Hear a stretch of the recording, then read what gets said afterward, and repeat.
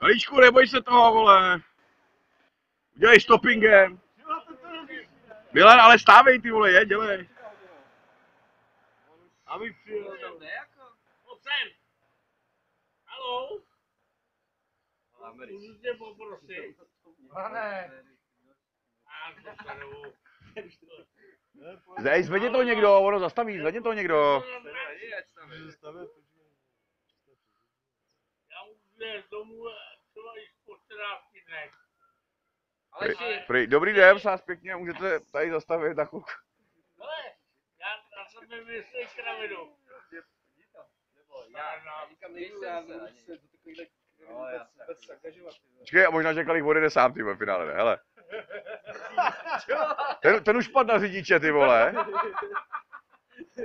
Kdo to vysvětlil, že má stojí tady? Hele, už ho vyhazuje, vole. Já se jdu radši vychcel, tady nejsem, vole, vidět, vole. Zklamáno a vymetíno, ne, nefunguje. Milan, takže ti to nevyšlo dneska, neodjel si, vole. Aspoň se zasměj. Jo, dívám se na tebe. Hele, ještě dajme auto. Teď, šure.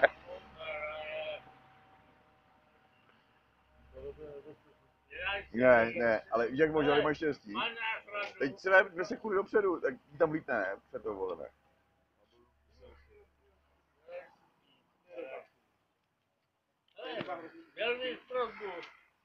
Povídej, Milánku.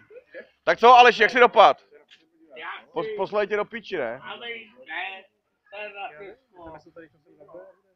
Ty budeš na prvně.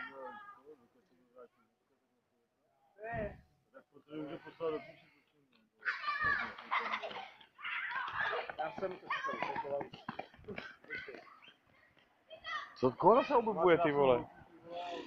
Bože, ona mu fakt dá peníze, no to mě poser. Jo, cigáro.